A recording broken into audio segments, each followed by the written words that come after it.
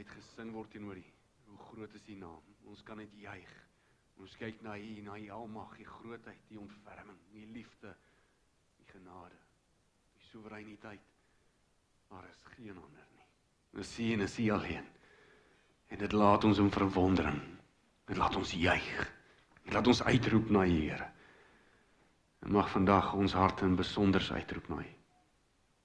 Vader, mag U woord uitgaan, met ons harte spreek, en mag U Gees dit laat groei. Want een wat saai of een wat nat maak, maak nie saak nie, Here. Maar dis een wat groei en dis U. Mag ons U verheerlik vandag. In Jesus naam. Amen. Baie dankie, julle is welkom julle sitplekke te neem. Dankie vir die musiekante. Ek is so 'n bietjie hard op die monitor, Bert.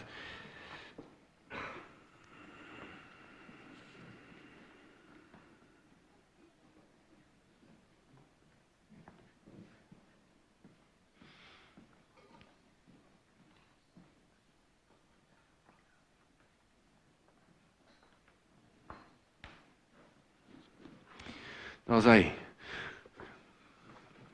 Goed, julle kan saam met my oopmaak by Markus 5. Markus 5, vers 21 tot 43 is wat ons gaan lees. Markus 5. Ons is besig met 'n reeks van geloof oor geloof. Ons is nou in die geloof. Ons het gesien wat die geloof was. Ons het gesien geloof is 'n kopsaak, is om te weet, maar geloof is ook 'n hartsaak. Geloof oortuig die hart. Dit vloei uit in verhouding. Daarom kan jy weet wie jy aanbid, maar as daar nie verhouding is nie, gaan die kennis jou niks help nie. Maar jy kan ook nie sê jy het verhouding as jy nie weet wie jy aanbid nie, of hoe jy aanbid nie. Ons is by Markus 5 en ek gaan vir ons lees, ons skrifgedeelte, 'n bekende gedeelte. Markus 5, ek gaan net lees vanaf 21, net om 'n bietjie konteks te gee. Nadat Jesus weer met die boot na die oorkant gevaar het, het 'n groot skare om hom saamgedrom, waar hy langs die see was. Een van die leiers van die sinagoge met die naam Jairus kom toe daaraan. En toe hy hom sien, val hy voor sy voete neer en smeek hom ernstig. My dogtertjie lê op sterwe, kom lê jou hande op haar, sodat sy gesond kan word en leef. Jesus het saam met hom vertrek. 'n Groot skare het hom gevolg en teen hom gedruk. Daar was 'n vrou wat al vir 12 jaar lank aan bloedvloeiing gely het. Sy het erg gely onder baie dokters en sy het al haar besittings daaraan bestee. Sy het egter geen baat daarby gevind nie. Dit het eerder slegter met haar gegaan. En toe sy van Jesus hoor, het sy in die skare van agteraf gekom en aan sy bokkleed geraak. Want sy het gesê, as ek maar net aan sy bokkleed kan raak, sal ek gesond word. Die oorsaak van haar bloeding het toe dadelik opgehou. En sy het aan haar liggaam gevoel dat sy van haar kwaal genees is. Jesus het onmiddellik agtergekom dat krag uit hom uitgegaan het. Hy het in die skare omgedraai en gevra, wie het aan my bokkleed geraak? Maar sy disippels het vir hom gesê, u sien dat die skare van alle kante af teen u druk, en tog vra u, wie het aan my geraak? Hy het bly om hom rondkyk, om die een te sien wat dit gedoen het. Toe die vrou besef wat met haar gebeur het, het sy bewend van vrees voor hom kom neerval en hom die volle waarheid vertel. Hy sê toe vir haar, dogter, jou geloof het jou gered. Gaan in vrede en wees genees van jou kwaal. Terwyl hy nog praat, kom daar mense van die leier van die sinagoge se huis af en sê, u dogter het gesterf. Dis nou Jairus se dogter. Waarom val u die leermeester nog lastig? Jesus het egter in die verbygaan gehoor toe die berig oorgedra word en sê toe vir die leier van die sinagoge, moenie ontsteld wees nie, glo net. En hy het niemand toegelaat om met hom saam te gaan nie, behalwe Petrus, Jakobus en Johannes, die broer van Jakobus. Toe hulle by die leier van die sinagoge se huis kom, sien hy 'n geroesemoes en mense wat huil en erg weeklaag. Hy gaan toe in en vra vir hulle, waarom gaan julle so te kere en huil julle? Die kindjie het nie gesterf nie, maar slaap net. Hulle het hom egter uitgelag, maar nadat hy almal uitgejaag het, het hy die vader van die kindjie, haar moeder en die wat by hom was, saamgeneem en ingegaan na waar die kindjie was. Hy neem toe die kindjie se hand en sê vir haar, Talita kum, wat as dit vertaal word beteken, dogtertjie, ek sê vir jou, staan op. Dadelik het die dogtertjie opgestaan en begin loop.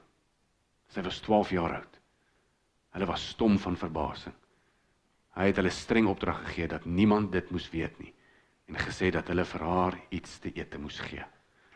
Net tot daar. So dis 'n gelywige gedeelte en ek gaan nie die hele gedeelte behandel nie, net sodat dit jou ook sommer 'n bietjie meer rustig maak, want jy wonder seker hoe lank gaan jy hier sit as ek hoor, as dit my 30 minute vat op 'n versie, en ek bedoel, hier's 20 van hulle. Maar ek gaan nie die hele gedeelte behandel nie, ek wou net vir jou die konteks gegee het, want eintlik wat hier gebeur is 2 wonderwerke, nê. Dis 2 wonderwerke, en in die middel, terwyl een besig is om te gebeur, is daar een wat in die middel besig is om plaas te vind. Jesus is besig met Jairus, dis nou die ene met die dogtertjie van 12 jaar oud, en Jairus kom en hy val voor Jesus se voete neer en hy smeek Jesus, kom asseblief, kom lê jou hande op my dogtertjie, sy is baie siek. En op pad na hierdie huis toe, word Jesus onderbreek deur 'n vrou met bloedvloeiing. Nou baie sal dink, dat dit maar net 2 gebeure is, en ons moet dit apart verstaan. Maar hierdie is intentioneel saamgesit. Jy sal self sien, in baie van julle se Bybelindelings, sal jy sien, hy val selfs onder dieselfde opskrif. Ons praat van 'n perikoop. Hy val onder dieselfde opskrif. En dis belangrik, want daar's iets wat die skrywer, hierdie verhaal, hierdie geskiedkundige gebeurtenis, daar's iets van wat dit vir ons wil probeer sê, veral omdat dit saam gebeur. Elke verhaal het verseker sy eie waarheid oor geloof, en van Christus en wie Christus is, en dit sien ons, maar saam probeer hulle ook iets sê. Hulle gee hierdie oorkoepelende gedagte. En ek gaan dit vir jou in die begin aanwys wat die oorkoepelende gedagte is. Ek gaan nie so baie oor Jairus praat en dan gaan ek na die kern van, of na die middel van, die middelste wonderwerk, as ons dit sou noem, en 'n bietjie stil staan om vir jou te wys hoekom ek so sê. So sonder om tyd te mors, laat ek gou vir jou 'n paar verskille en ooreenkomste uitwys tussen Jairus en die vrou van wat bloedvloeiing het. Ek het nou vir jou gelees, Jairus was 'n sinagoge hoof, hy was 'n leier van die sinagoge, met ander woorde 'n gesiene man. Hierdie vrou was glad nie, sy het nie sosiale status gehad nie, sy was verwerp, sy het gelei aan bloedvloeiing, sy was onrein, niemand wou haar raak nie, want dan sou hulle onrein wees. So dadelik sien jy, iemand met gesag, iemand sonder, iemand met status, iemand met geen, 'n man, 'n vrou. Jairus kom in die openbaar na hom toe en val voor die voete van Jesus. Die vrou kom in die geheim, en net om by Jesus van agteraf aan te kom. Jairus se dogter is 12 jaar oud, hierdie vrou ly al 12 jaar aan haar siekte. Jairus was 10-1 finansiëel wel af, hierdie vrou het alles verloor en weggegee om gesond te word. Jesus moet fisies na Jairus toe gaan, Jairus vra dat Jesus fisies moet kom, die vrou dink dit sal voldoende wees net om aan Jesus te kan raak. Hierdie was Jairus se biologiese dogter, dit was sy fisiese dogter, maar nadat Jesus hierdie vrou genees het, sê hy vir haar, dogter, jou geloof het jou gered, geestelike dogter. Altyd van hulle was gered, altyd van hulle was genees. Jairus se dogter het te maak gehad met 'n opwekking, terwyl die vrou met bloedvloeiing meer te maak gehad het met 'n geestelike opwekking, soos julle nou sal sien. Die twee staan teenoor mekaar. En die skrywer wil vir jou wys, hulle staan teenoor mekaar. Hy wil vir jou wys, dis man is vrou, dis een met status, dis een sonder, dis 'n leier, dis 'n verbande, dis 'n man wat mense naby wil wees, jy wil saam met hom braai, maar dis 'n vrou wie jy nie eens wil raak nie. Jy wil nie naby haar kom nie. En dit laat ons eintlik dink aan die woorde van Maria, wat sy gesê het in Lukas 1 vers 52, nee, sy het gesê, God was 'n verlosser van heersers, wat heersers neergewerp het, maar hy het ook nederiges verhoog. Dis presies wat hier gebeur het. Hier kom 'n leier en 'n heerser van die sinagoge nogal, en hy val voor die voete van Christus. En hier kom 'n vrou wat niemand niks mee te doen wil hê nie, en hy sê, wat dogter.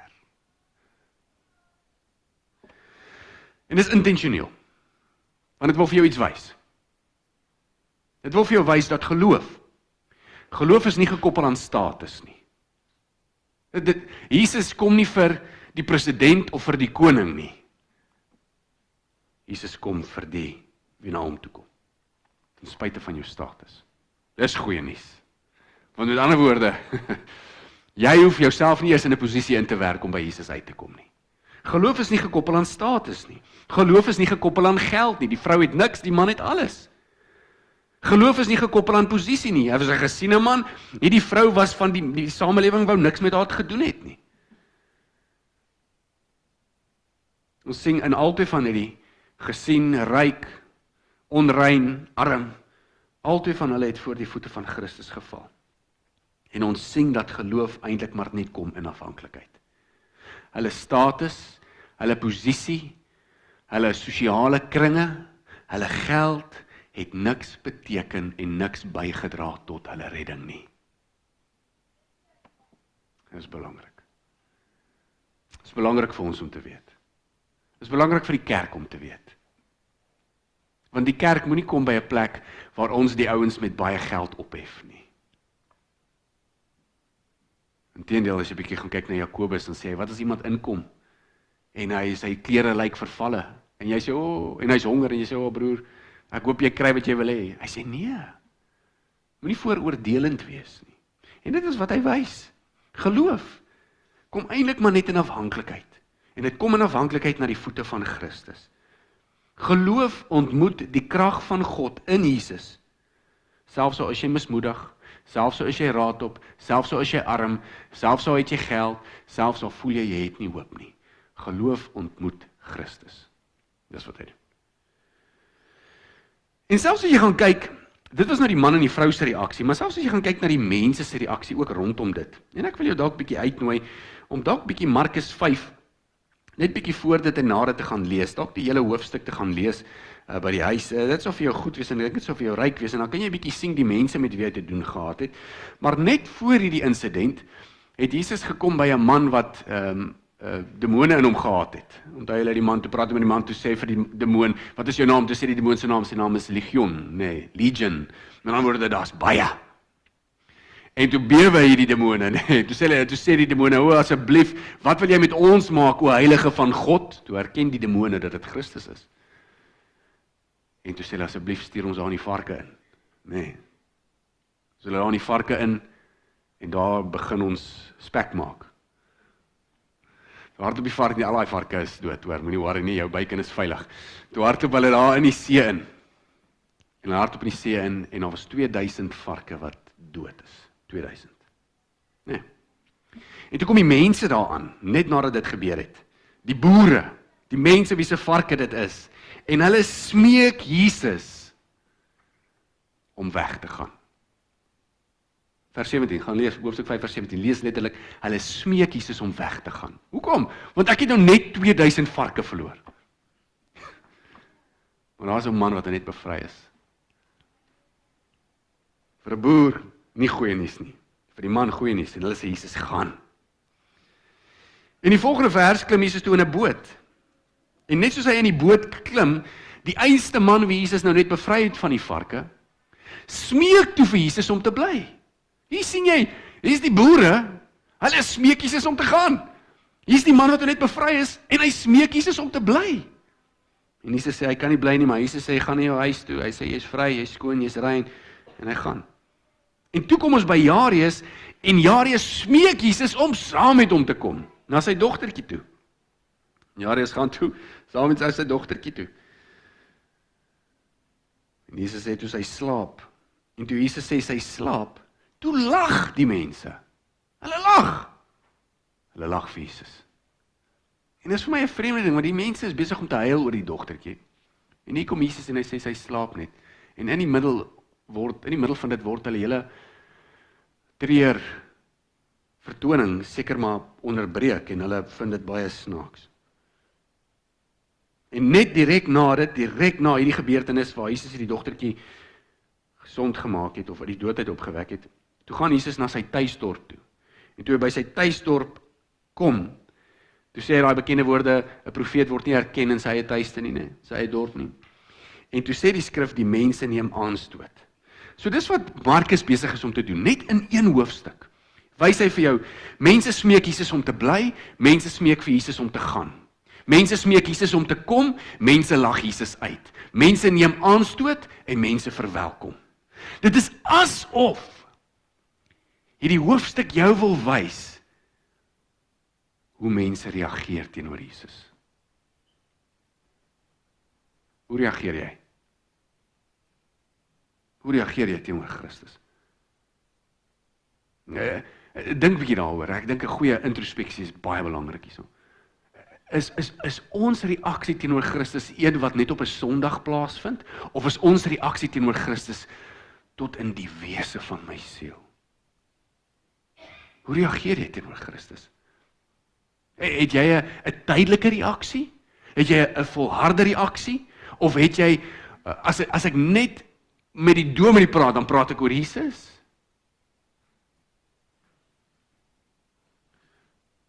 Hierdie mense reageer, en ek dink, 'n ou kan daarmee identifiseer. Hy wil vir jou wys, daar was mense wat verskillende reaksies gehad het teenoor Jesus. En eintlik as ek vra hoe reageer jy, dan dink ek, jou reaksie kom van een plek af. Dit kom van jou begeerte af. Nee, jy weet, 'n Sondag as die dominee langer gepreek het, en jy weet, mamma, ek hoop nou die mans het vandag die skaapbout in die oond gesit, en julle kom by die huis, en jy weet hoe honger is almal, en jy weet, party van julle trek dalk julle kerkklere uit, sodat 'n bietjie van die skaapvet nie op jou hemp mors nie, want jy moet hom se volgende Sondag weer aantrek. En jy weet, jy begeer daai vleis so, dat dit jou hele reaksie dalk gaan bepaal van hoe vinnig jy by daai kostafel uitkom. Nee. Want dit is 'n begeerte, daai hongerte. En dieselfde konsep rondom Christus. Die begeerte wat jy het teenoor Christus, gaan eintlik maar jou reaksie bepaal. Die begeerte wat jy het vir Christus, as jy begeerte vir hom het, gaan dit bepaal hoe jy reageer. As jy begeerte vir hom het, dink daaroor. Here, ek begeer om by U te wees, ek begeer om meer van U te weet, ek begeer om U te leer, ken, ek begeer die dieptes van die woord. Hoe dink jy gaan jy reageer teenoor Bybel lees, teenoor gebed? Hierdie mense, van hulle het 'n begeerte gehad om by Jesus uit te kom. En hierdie begeerte was radikaal. As ons net by hom kan uitkom. As ons net by Jesus kan uitkom. Onthou julle met die vorige twee insidente. Ons het gepraat oor die centurion. Nee, die centurion wat sy vriende gestuur het en vir Jesus gesê het, Jesus sê net die woord, dan is my slaaf gesond. Of onthou julle die 4 vriende wat die verlamde man laat afsak het. Dus julle, Jesus, as ons hom net by die voete van Jesus kan sit, as ons hom net by Jesus kan uitkry. En hier's nou Jairus, as hy sê, as Jesus net by my dogtertjie kan uitkom. En hier kom die vrou met bloedvloeiing en sy sê, as ek net Jesus se kleed kan raak. Hoor jy wat sê hulle? As ek net Jesus, as Jesus net kan praat, as ek net by Jesus kan uitkom, as ek net Jesus se soem kan raak, as ek net my vriend by Jesus kan uitkom, as ek net Jesus, dis wat hulle sê, 'n begeerte. Teenoor die ander groep wat sê, as ons hom net kan wegkry, as hy net kan ophou, as hy net kan stil bly, as hy net kan weggaan. Begeerte. Ek probeer jou wys. En ek dink as jy nou die ooreenkoms sou sien tussen my laaste twee preke ook, as jy dit bygewoon het, behoort jy dit self op te tel. Ek wil jou wys dat die gebeure, die wonderwerke, is nie op die voorgrond nie. Dit was nie. Die wonderwerke was sekondêr. Ek wil jou wys dat hierdie mense se begeerte was na Christus. Het het nie gegaan oor die wonderwerk nie, dit het gegaan oor die wonderwerker. Nog die heeltyd. Die heeltyd. Hierdie mense het 'n begeerte en 'n hinkering gehad na Christus. Die effek, die gevolg was 'n wonderwerk. Nou kom ek wys jou, hoe lyk hierdie vrou se begeerte? Want sy het eintlik 'n vorm van volharding gehad om by Christus uit te kom. Dis wat dit is. Ek wil by Christus, as ek net Jesus. Nou kom ek gebruik die vrou met bloedvloeiing om jou te verduidelik hoe dit lyk en wat die effek daarvan was. Nou ons eerste skrifvers, of ons eerste vers, ons begin eintlik in vers 25, maar jy sal sommer sien, daar was 'n groot skare om Jesus en daar was 'n vrou wat al 12 jaar lank met bloedvloeiing gelei het. Nou ek is seker dat almal van julle weet wat dit is en dat julle my nie verwag dat ek julle hoef te definieer nie. Indien jy dit doen nie, vandag is Moedersdag, gevra jou ma, ek weet nie. Maar sy het 'n siekte gehad. In daai tyd was dit redelik algemeen. En daar was nie die medisyne was ook glad nie goed nie. Maar sy het vir 12 jaar lank 'n konstante vloei van bloed gehad. En jy kan net bietjie by jouself indink wat se implikasies dit veroorsaak het. Dink gou daaraan. As jy konstant bloed verloor, beteken dit jy word swak. Jy's swak. Dit beteken jy's moeg. Sy's swak, sy's moeg. En binne die Ou Testament, as jy bloed verloor het, veral as 'n vrou, was jy as onrein verklaar. Nee, hoor wat sê Levitikus 15:25, onthou hulle het nog onder die ou verbond gelewe. Indien dit sou gebeur dat 'n vrou buite die tyd van haar menstruasie vir 'n lang tyd bloei, of dat sy langer as haar menstruasie bloei, is sy onrein vir die duur van haar onrein afskeiding, soos wanneer sy menstrueer. Sy's onrein. Enige bed waarop sy lê, is onrein. Enige iets waaraan sy raak, is onrein. Enige plek waar sy sit, is onrein. Met enige iemand waar sy omgaan, is onrein. Sy's onrein. Elkeen wat daaraan raak, is onrein. Hy moet sy klere was, hy moet homself was, hy moet skoon kom, hy moet rein kom. Indien sy skoon is, sou dit nog 7 dae gevat het voor sy rein verklaar was.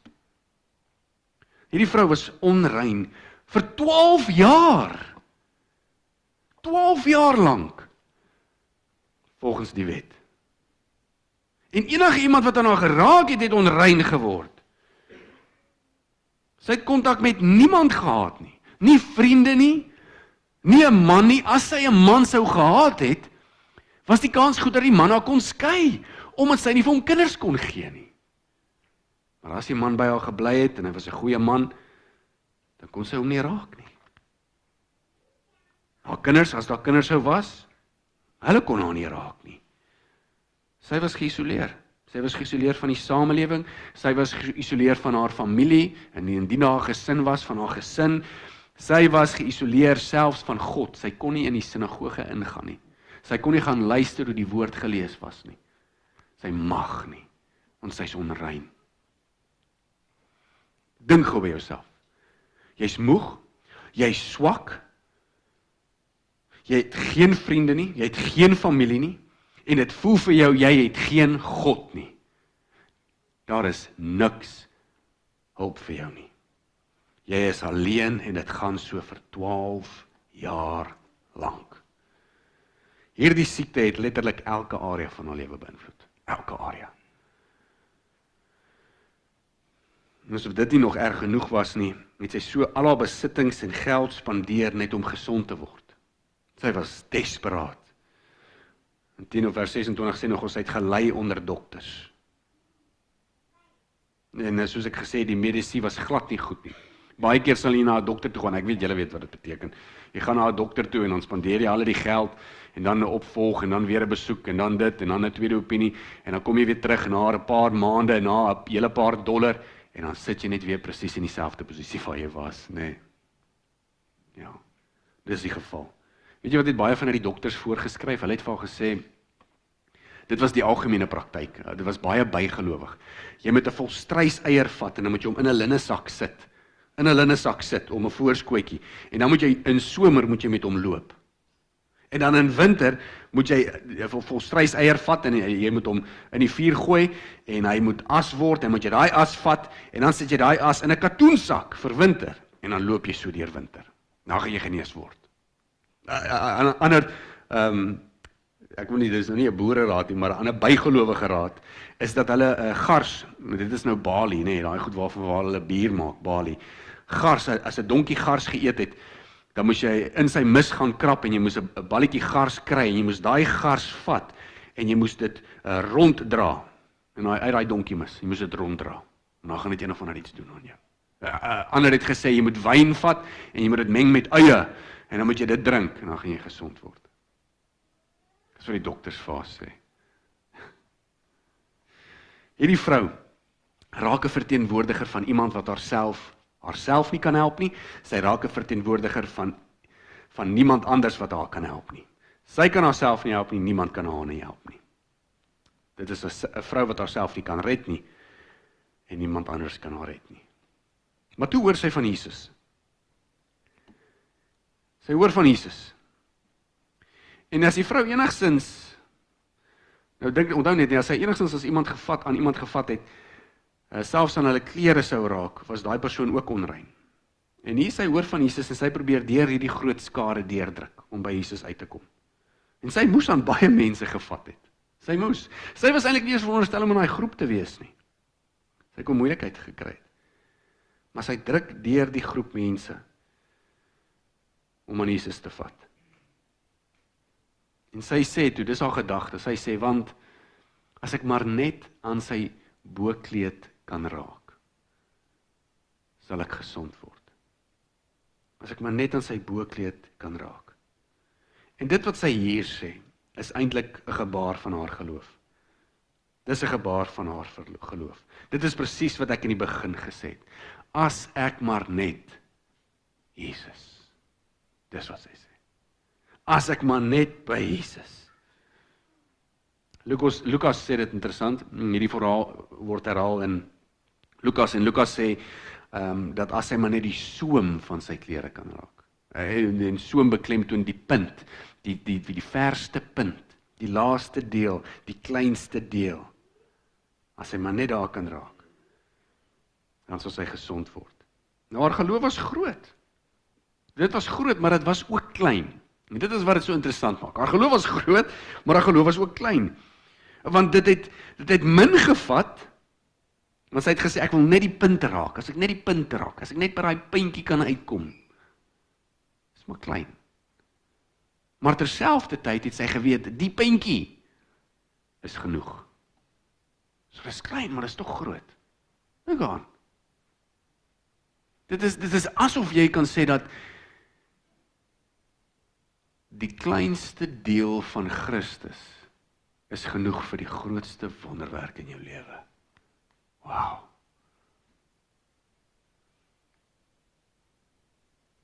Nou ek wil ook sê, haar geloof was verseker nie perfek nie.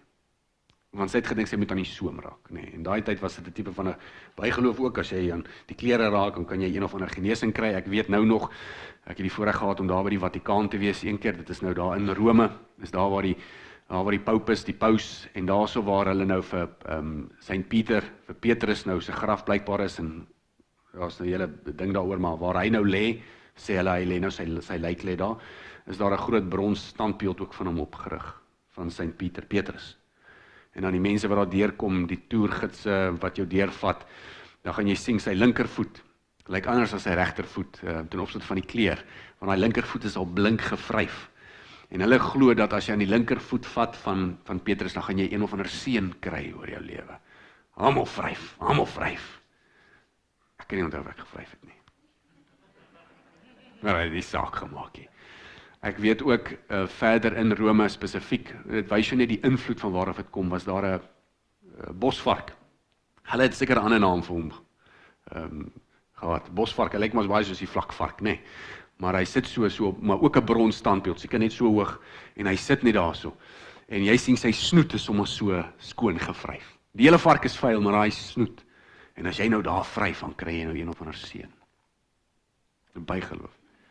So die vrou het hierdie idee van, as ek die soem kan raak, en dit kom ergens van 'n vooropgestelde idee, want die soem gaan dalk iets doen, die klere gaan dalk iets doen. So dis nie perfek nie, maar daar is 'n vorm van egtheid daaraan, want sy het nog steeds geweet, dit is Jesus. Ek moet nog steeds by Jesus uitkom. En dit is vir my geruststellend om te weet dat ek hoef nie perfekte geloof te hê nie, maar solank ek net in die regte rigting beweeg. Want wat is perfekte geloof? Geloof gaan nie oor perfektheid nie. Dit gaan meer oor egtheid.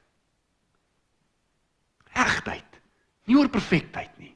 Want hoe meet jy of dit perfek is? Hoe meet jy dit? Dit gaan oor egtheid. En so, verskoon my Engels, maar miskien is dit 'n vraag wat jy moet vra. Is ek reël? Is ek eg? Ek gaan nou nog 'n bietjie slang gebruik, maar is ek legit? Is my geloof eg? Is dit suiwer? Is ek regtig opreg? Of maak ek net ek's opreg in my geloof? Ja, Jesus, want ek wil hemel toe gaan en dis die einde van die storie. Of is daar regtig hierdie begeerte en hierdie behoefte in jou hart om te sê, maar ek soek Jesus. Ek weet nie altyd hoe dit lyk nie, maar ek soek Jesus. Ek verstaan nie altyd alles wat ek lees nie, maar ek soek Christus. En ek wil uitvind. En ek het 'n begeerte en ek streef daarna. Is ek eg in my geloof? As ek net Jesus? Ek praat nie van, ja, ek's eg en ek suiwer my geloof en dan gaan dop ek weer op 'n Vrydag aand en doen alles verkeerd nie. Ek praat nie van 'n skynheilige lewe. Ek praat van, jy verstaan nie altyd hoe alles werk nie, maar jog, jy het hierdie begeerte om net by Christus uit te kom. Eg en opreg. Ek erken ook, as ek moet gebruik in die huwelik, ek weet ek's nie die perfekte man nie. Verseker nie. Maar julle ouens doen uitstekend.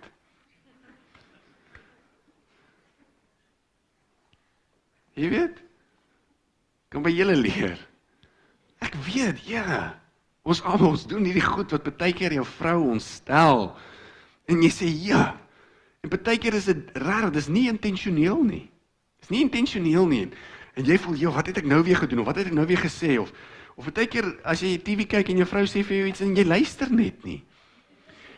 En ons dink regtig, ek het nogals met Dominee Johan ook gesels hier oor die PPO, dit is so lekker grappies gemaak, maar hy sê ook, jy weet, 'n man dink aan niks, en ek sê vir hom, baie keer sit ons daar en ons dink aan niks, en ek weet, baie keer, nou verklap ek myself, maar baie keer dan sit ek daar op die stoep, en ek kyk vir die boom, en ek dink aan niks, ek weet nie waaraan ek dink nie, en dan vra my vrou, waaraan dink jy, dan sê ek boom,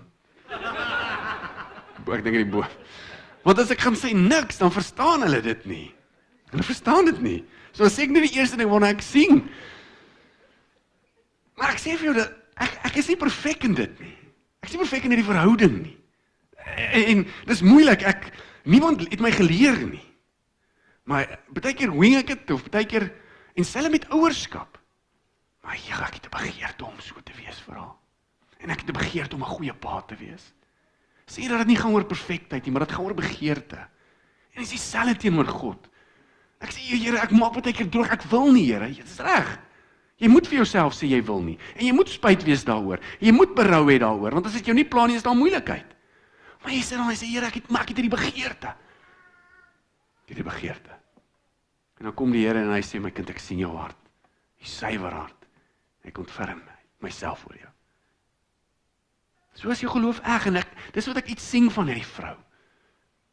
Sy sien al die uitdagings en al die probleme, en sy sê, maar as ek maar net Jesus, dis nie perfek nie, maar dis reg gerig.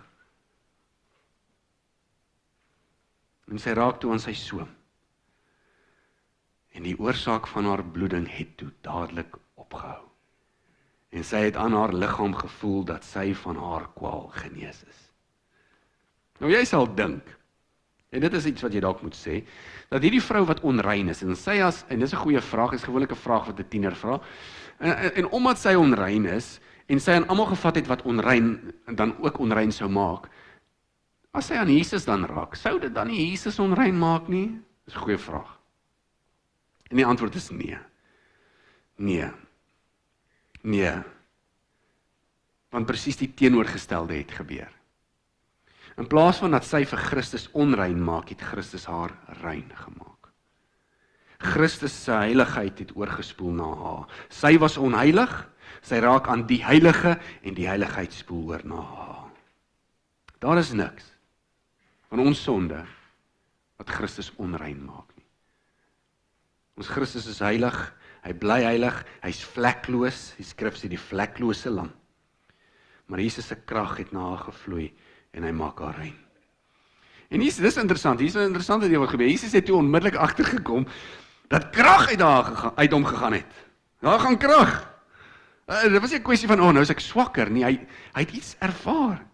En dit was ook nie 'n kwessie van, iemand steel krag by my nie, want die mense het mos heeltyd aan Jesus geraak, so hoe gaan hulle nou, almal steel 'n bietjie krag? Nee, die idee wat hier so deurkom, is dat Jesus was ingestel teenoor hierdie vrou. Hy was ingestel. Dit is 'n kwessie van, sy steel krag, of Jesus verloor nou 'n bietjie van sy krag nie. Hy het krag, hy's Christus, hy's die soewereine.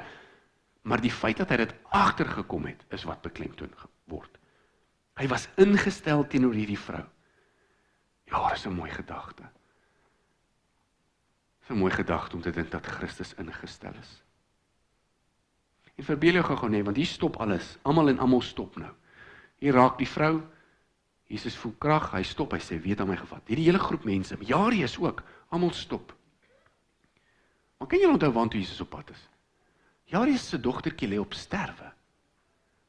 Jy weet, ek sou sê, kom Jesus, kom. Jesus, ek kry 'n e-mail, is reg, ons kan julle korrespondeer, kom ons gaan. Nee, Jesus stop in die middel. En hy sê, wie het aan my geraak? Dis mooi. Dis iets wat ek myself baie keer vra. Baie keer dink jy doen goed vir die Here, jy's besig met iets, en dan onderbreek iets of iemand jou. En dan sê jy nie nou nie, want ek doen nou hierdie ding vir die kerk. Maar Jesus funksioneer in die onderbreking. En dan hierdie vrou gee hy tyd. En hy is ingestel teenoor haar. En hy het in die skare omgedraai, en hy vra, wie het aan my boekleed geraak? Nou dis ook vreemd. Want Jesus weet wie het aan hom geraak. Hy is Jesus. Hy kyk in die harte in.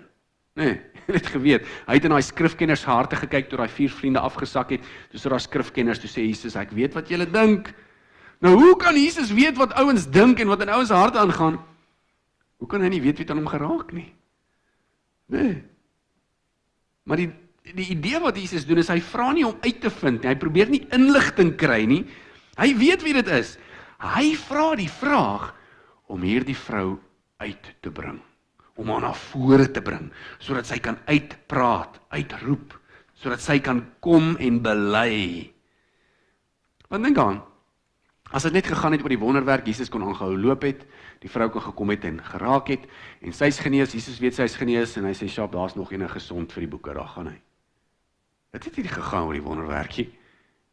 Dit was nie 'n drive-through vir die vrou nie, aan die einde van die storie nie. Nee, Jesus stop, en hy vra die vraag, want die vrou moet iets sê. Daar's iets anders wat moet gebeur. En die disippels verstaan dit toe nie. Hulle sê, Jesus, hoe kan jy dit vra? Hier is mense om jou, almal raak aan jou. Almal raak aan jou. Miskien hulle verstaan nie dat dit gaan oor iets meers nie. Hy wou hierdie vrou 'n geleentheid gee om te bely met haar mond, want sy het klaar geglo in haar hart, as ek net Jesus. Nee, dis mooi nie, want dis eintlik, dit hak so 'n bietjie in by Romeine 10:9, nê. Want as jy met jou mond bely dat Jesus die Here is, en glo met jou hart dat God hom uit die dood opgewek het, sal jy verlos word. Jesus skep 'n geleentheid vir haar om te bely, om iets te sê. Jesus ignoreer toe sy disippels oor sy vraag, en toe die vrou besef wat met haar gebeur het, het sy bewend van vrees voor hom kom neerval, en hom die volle waarheid vertel. Nou, dit is belangrik om hierdie reg te verstaan. Toe die vrou besef wat met haar gebeur het, het sy bewend van vrees voor hom kom neerval, en hom die volle waarheid vertel. Sy het nie begin bang word, omdat Jesus gevra het, wie raak aan my nie. Dis nie hoekom sy bang geword het nie. Dis wat daai sin sê. Kyk mooi, toe die vrou besef wat met haar gebeur het, het sy bewend van vrees voor hom kom neerval. Wat het met haar gebeur? Sy het gesond geword. So toe sy besef sy het gesond geword, het sy begin bang word van vrees. Dis 'n vreemde reaksie. Hoekom word jy bang as jy gesond word? Ek sal jubel en juig en daar hardloop en spring en sê, ek kan jou raak en jou raak en jou raak en jou raak. Ja, sy het vol vrees geraak. Sy was genees van haar 12 jaar lange lyding. Nou die vrees wat hier so teenwoordig is nie 'n vrees van, soos ek gesê, dat Jesus haar konfronteer nie. Dit is 'n heilige vrees. Dis nie 'n vrees van 'n oortreding nie. Soos as 'n speedkop verby jou ry en jy het nie jou gordel aan nie. Jy vermy oogkontak, jy raak bang, jou hart klop, jy maak of jy krap hierso en dan gryp jy daai gordel en jy sit so aan, so sonder om te kyk vir die vas. Dis nie daai vrees nie. Hierdie vrees is 'n vrees, 'n heilige vrees. Sy vir 12 jaar lank ly sy en in 'n split sekonde is sy gesond. Wat 'n emosie dink jy wek dit by 'n mens? Vir 12 jaar. Ek bedoel, ek sukkel om uit te hou as ek 'n migraine kry vir 2 dae. Vir 12 jaar lank. En sy vat aan die soem en in 'n oogwink is sy gesond. Wat wek dit? Hoe is dit moontlik? Wat het nou net gebeur? Dit het, wow, wie is hierdie man? Sy moes besef het dat sy met haar onreinheid gevat het aan die heiligheid. Sy moes dit besef het. Niemand kan haar help nie. Sy kan haarself nie help nie. Maar hierdie een wat al lank gesê het dat hy Jesus is, hierdie een wat al lank wonderwerke doen, hierdie een van wie sy gehoor het, dit is regtig hy. Sy moes dit besef het. Sy moes besef het, is die heilige. Hierdie is dieselfde vrees wat ons sien met Manoag. Onthou julle Manoag, Samson se pa. Manoag en 'n engel kom, 'n engel van die Here verskyn aan hom en hy vertel hom en hy hardloop by die huis en ons lees van hom in Rigters. En hy sê vir sy vrou, ons het die Here gesien, ons gaan sterf. Dit is dieselfde vrees waarvan Esegiel praat in hoofstuk 1. Toe die Here met hom praat, toe val hy plat op sy gesig. Van vrees. Dit is dieselfde vrees wat Jesaja ervaar het in hoofstuk 6. Toe hy die Here aanskou het, en toe die serafs so uitroep, heilig, heilig, heilig is die Here. Hy ervaar die vrees. Hoor wat sê Jesaja? Hy sê, wee my. Met ander woorde, dis die einde van my. Ek gaan nou sterf. Ek kan sterf. Ek is nou verlore, want ek is 'n mens met onrein lippe. En ek is by 'n volk met onrein lippe. Maar my oë het die koning, die Here, die Heerser, die Almagtige gesien. Jy sien, Jesaja sê, ek weet ek is onrein, maar hier is die heilige. Ek gaan nou sterf. Jy sien, heiligheid verteer dit wat onrein is. Dis die konsep van, ons is 'n blokkie ys en God is die son. Daar's nie 'n manier hoe jy hier die ys by die son kan uitkry sonder dat die ys vernietig word nie. Dis wat Jesaja sê, ek is die onrein mens.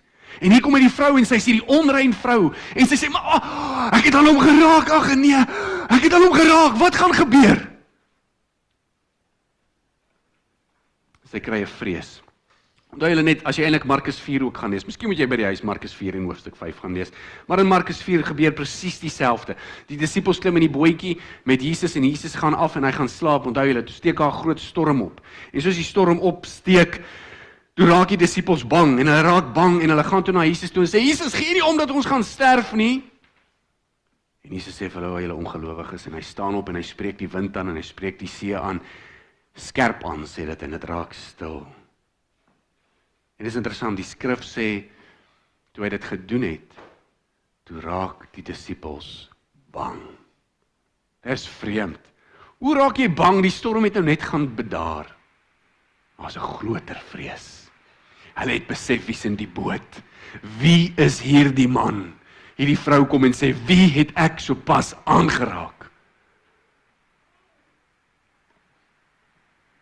Hier is 'n vrou, 12 jaar lank, onrein, en sy raak die kleed van die heilige, en sy word bang, en sy val voor sy voete neer. Dis al hoe jy kan reageer. Dis al. Hoor vir my vriende, die skrif sê vir ons, elke knie gaan buig, en elke tong gaan bely. En wanneer die heilige kom, nie as nie, maar wanneer, waarborg ek jou? Daar gaan vrees betrokke wees. En hierdie vrou val voor Jesus se voete, en sy kom uit, sy met volle waarheid, dit is die volle waarheid, met ander woorde, sy kom uit met alles. En jy moet besef, sy het alles gedeel, ek bedoel, van julle het nou begin awkward voel, toe ek nou praat oor die vrou se kwaal, maar hier kom sy voor al die mense, en sy kom uit met alles. Sy kom uit dat hoe onrein sy is, haar bloedvloeiing, hoe lank sy gesukkel het, sy kom uit met alles. En ek dink dit het haar ongelooflik laag laat voel. Voor al die mense jou storie te vertel. Maar dit is nie 'n slegte ding nie. Want die koninkryk van God is vir die nederiges. So vir haar was dit verseker nie 'n probleem nie. En Jesus sê toe vir haar, niks amper klaar. Jesus sê toe vir haar, ek het hom nie op nie. Dogter, jou geloof het jou gered. Gaan in vrede en wees genees van jou kwaal. Dis wat Jesus sê. So die vrou bely alles voor sy voete en Jesus sê vir haar, dogter, jou geloof het jou gered. Gaan en wees genees van jou kwaal, gaan in vrede. Is interessant dat hy dogter gebruik. Onthou julle met die man wat afgesak was, het hy vir hom gesê seun of vriend, 'n vorm van ontferming. Asof Jesus nou iewes skielik die vrees in die vrou stil maak. Sy's bang. Hy sê dogter, my kind. En ek glo hier lê die sleutel. Want hoe kan Jesus haar nou dogter noem? Sy is onrein. Sy was onrein, sy was verwerp deur die mense, sy was verwerp deur haar gesin, sy was verwerp deur die godsdienstige leiers, sy kon nie in die sinagoge, daai tyd se kerk, kon sy nie gekom het nie. Hoe kan Jesus nou haar dogter noem? Is sy dan 'n dogter van God? Ja, sy het sopas 'n dogter van God geword. Hoekom? Want haar geloof het haar nie genees nie. Haar geloof het haar gered. Haar geloof het haar gered. Ek weet die woord kan vertaal word as genees of gered, maar albei van dit het plaasgevind. Sy was genees van haar kwaal, die wonderwerk was 'n bevestiging van wat Jesus vir haar sê, dat sy nou rein is. Dat sy nou 'n dogter is. Dieselfde met die verlamde man, dieselfde met die centurio. Ek wil vir jou wys dat Jesus is meer besorgd oor jou redding as wat hy besorgd is oor die wonderwerk wat hy in jou lewe moet doen, of die geld wat hy vir jou moet gee, of die genesing wat hy vir jou moet bring. Nie dat hy nie daaroor besorgd is nie. Maar wat help dit, soos ons gesê het, die verlamde man loop, maar hy loop reguit in die hel in. Wat help dit, die centurion kry redding vir sy slaaf, maar sy siel gaan verlore? Wat help dit, hierdie vrou raak Jesus se kleed en sy stap daar weg en sy dink sy's okay, maar eintlik is sy net nie 'n dogter van God nie. Sy word gered en genees. En haar geloof bring dit. Die genesing was op die agtergrond. En Jesus sê vir haar, gaan in vrede. En dit, regtig, dit, shalom, nee, gaan in vrede, shalom. Dit is die enigste tyd wat dit werklik vir my sin maak, om te sê, gaan in vrede. Jy kan net in vrede gaan. Die vrees, want sy het vrees gehad, nou gaan sy in vrede. Nee, dit is twee kontrasterende gedagtes. Sy kan net in vrede gaan, as sy 'n dogter van God is. Vriende, jy gaan net in vrede kan lewe, as jy 'n kind van God is. Andersins moet jy die dood vrees. Maar as jy 'n kind van God is, het jy niks om te vrees nie. Jy het nie eens God om te vrees nie. Ek praat van 'n bewe vrees, nie 'n respekvolle vrees nie. Daai is gesond, dink ek. En sy gaan sonder pyn, sonder siekte, ja, maar sy gaan verseker met vrede. Kom ek maak klaar. Dink gou hieraan. Haar liggaamlike genesing is 'n goeie prentjie van die genesing van die siel. Dis presies wat gebeur. Sy het gely aan 'n siekte, sy was onrein, sy kon nie by God uitkom nie, sy kon nie by God se tempel uitkom nie, sy kon nie by die mense uitkom nie, sy was geïsoleer, sy was onwaardig, onrein, verwerp, verlore. Dokters kan haar nie red nie, mense kan haar nie red nie, sy kan haarself nie red nie. Dit is presies dieselfde met sonde. Jy gaan jouself nie kan red nie, jou geld gaan jou nie kan red nie, jou status gaan jou kan red nie, dokters gaan jou nie kan red nie. Ons het ook gesê 'n psigiater gaan jou nie in die hemel bring nie, nie dat dit sleg is nie. Daar is niemand wat jou red nie, niemand anders en jy self ook nie. Dit is net die een wie se soem ons kan aanraak. Dis net die Heilige, dis net Christus en dit is wat hy vir ons wys. So hoe belangrik is Jesus in jou geloof? Van uiters belang. Daarom sê ek het 'n begeerte vir Christus, want sonder hom is ek verlore. Daar is geen redding buite Christus nie. En so kan ek ook vir jou sê, as hierdie vrou geen nood gehad het nie, was Jesus nie nodig vir haar nie. As sy 'n nood gehad het, maar nie in Jesus geglo het nie, was Jesus ook nie nodig nie. So, dit was die krisis wat haar gedryf het na die redder. En ek dink dit is baie keer die geval in ons lewe. Dit is die krisis wat ons dryf na die redder, om te weet hoe sondig en hoe verlore en hoe verdwaald jy is, dan gaan jy besef hoe belangrik Christus in jou lewe is.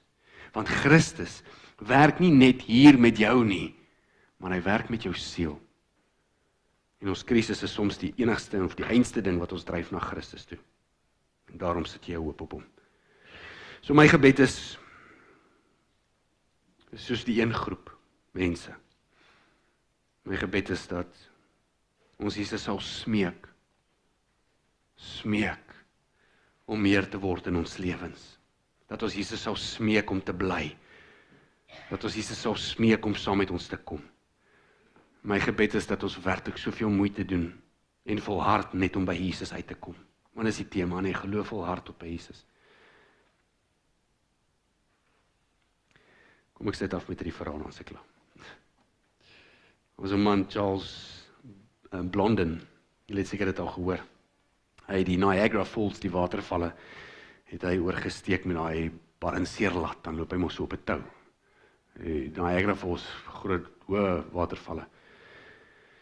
En hy het heen en weer geloop, en die mense was in verwondering wat daar gestaan het, gesê, wow, is so amazing, het seker 'n goeie balans, Charles.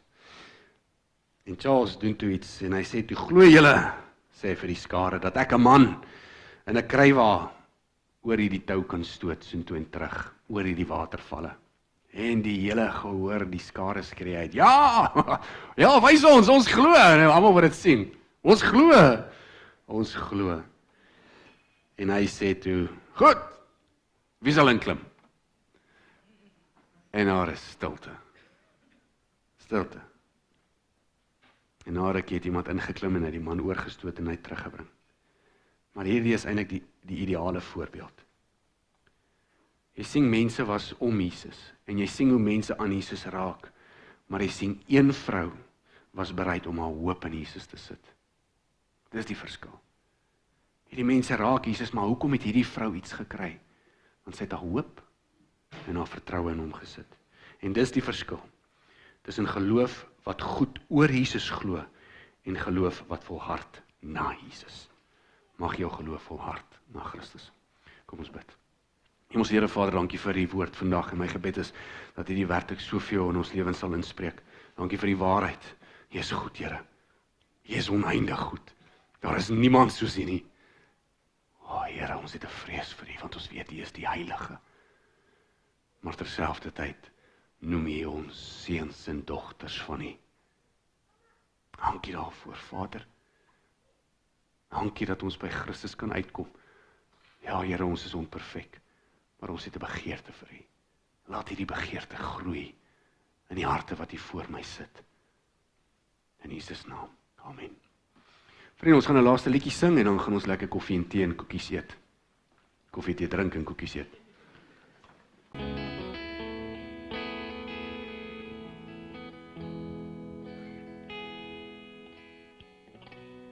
Vriende, mag jy besef dat die God wat werklik toring het en wat oordeel, is dieselfde God wat liefde gee. Mag jy gaan in die liefde van die Vader. Mag jy besef die Christus wat kom om te oordeel, maar dit is hy wat ook genade gee. Gaan daarom in die liefde en die genade van ons Here Jesus. Mag jy besef dat ons geloof is nie perfek nie, want ons het 'n helper, die Heilige Gees, en gaan daarom met die krag en die hulp van die Gees. Amen. Vrede vir julle.